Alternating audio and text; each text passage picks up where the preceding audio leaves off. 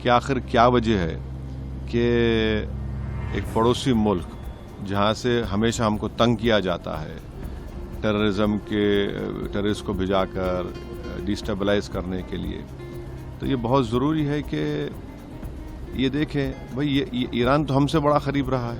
जो बीजेपी एक पिक्चर को प्रमोट कर रही है फॉरेन पॉलिसी के तौर पर।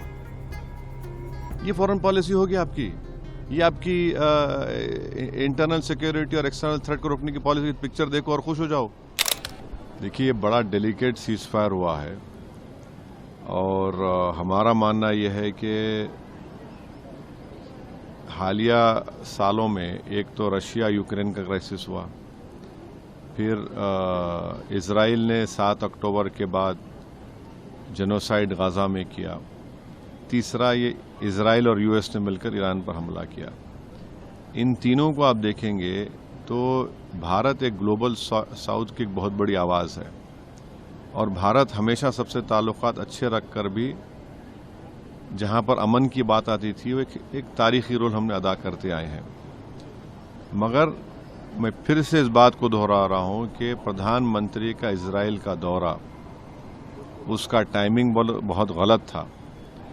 और चौथी बात यह है कि ये आप देख लीजिए कि इनको रिव्यू करना पड़ेगा। हम तो हमेशा इम्पार्शल रहे और हम में इतनी एबिलिटी थी कि हम दो ममालिक अगर जंग कर रहे तो उनको बिठाकर हम बात कराते थे बगैर किसी का साइड लिए। तो ये हमको लगता है कि नरेंद्र मोदी की सरकार को ये स्टॉक टेकिंग करना पड़ेगा, रिव्यू करना पड़ेगा कि आखिर क्या वजह है कि एक पड़ोसी मुल्क जहाँ से हमेशा हमको तंग किया जाता है, टेररिस्ट को भिजाकर डिस्टेबलाइज करने के लिए, तो ये बहुत ज़रूरी है कि ये देखें भाई ये ईरान तो हमसे बड़ा करीब रहा है। ज़्यादा तो हमको तकलीफ़ हो रही है। स्ट्रेट ऑफ हॉर्मुज़ है, वहाँ से नहीं आ रहे हैं, गैस नहीं आ रहा हमारे पास।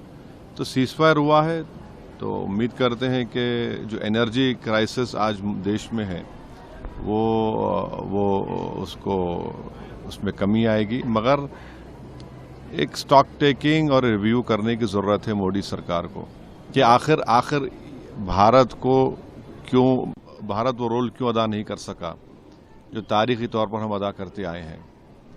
और प्रधानमंत्री क्यों गए इजराइल को, और जबकि नेतन्याहू को भारत आना था, वहाँ पर प्रधानमंत्री जाकर जो मैसेज गया है कि हम उनके साथ खड़े हैं।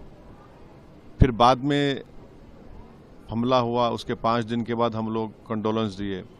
तो ये सब चीज़ों का उम्मीद कर दे कि ये सरकार इसका रिव्यू करेगी, स्टॉक टेकिंग करेगी, आखिर ये क्यों हो रहा है। देखिए, अगर आप देश को बोलेंगे कि 3 घंटे की पिक्चर देख के खुश हो जाओ, तो फिर ये तो फॉरेन पॉलिसी नहीं है। जो बीजेपी एक पिक्चर को प्रमोट कर रही है फॉरेन पॉलिसी के तौर पर। ये फॉरेन पॉलिसी होगी आपकी, ये आपकी इंटरनल सिक्योरिटी और एक्सटर्नल थ्रेट को रोकने की पॉलिसी। पिक्चर देखो और खुश हो जाओ। तो ये नहीं उसकी बात कर रहे हैं या बीजेपी? नहीं, अब अक्लमंद को इशारा काफी है। मैं ये कह रहा हूं कि ये रोल भारत को अदा करना चाहिए था और अब वक्त आ चुका है कि हम हमारे स्ट्रेटेजिक रिजर्व्स जो है, अगर आप रिजर्व्स मिला लिए ओएमसी के साथ मिलाए तो 70 दिन के हैं, मगर हमारे पास गैस के रिजर्व्स नहीं है। हमको गैस के रिजर्व्स क्रिएट करना पड़ेगा। अगर कल फिर से स्ट्रेट ऑफ हॉर्मुज़ बंद हो गया, बाबल मंदेब बंद हो गया, या फिर कौन सा है स्ट्रेट ऑफ मलाका बंद हो गया, या सुइस कनाल बंद हो गया, तो हम क्या करेंगे। अब ये हाई टाइम है इस सरकार को कि वो इन चीज़ों को सामने रखकर फ्यूचर की प्लानिंग करे। पाकिस्तान जो मीडिएशन कर रहा है, उससे आपको एतराज है या पॉलिसी? देखिए, भारत पिछले 75 साल से हमारी ये फॉरेन पॉलिसी रही है कि हमारे ताल्लुकात सबसे अच्छे रहते हैं, हम सबके साथ बातचीत करते हैं। मगर वो 70 साल की पॉलिसी में आज फ़र्क आया है और जब चेंज आया है तो उसको पार्लियामेंट में बहस होनी चाहिए थी। पार्लियामेंट में बहस नहीं हुई है। हम दुनिया के सामने ये दिख रहा है कि हम इजराइल के साथ खड़े हैं। एक एग्रेसर है इजराइल ईरान के ऊपर, और ये हमको समझना है कि जिस तरीके से ईरान ने विथस्टूड किया यूएस और इजराइल को, ये तो एक साइन है कि हमको भी खड़े होना चाहिए इनके सो कॉल्ड हरकतों को। अगर ऑपरेशन सिंदूर हुआ, क्यों हमने अलाउ किया उस शख्स को ऐलान करने का, अनाउंस करने का? क्यों हमने कबूल किया 2019 में कि आप ईरान से, वेनेजुएला से ऑयल मत खरीदिए?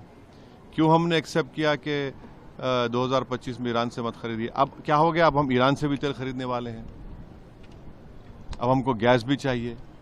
तो ये कंसिस्टेंसी होनी चाहिए ना सर, आप बातों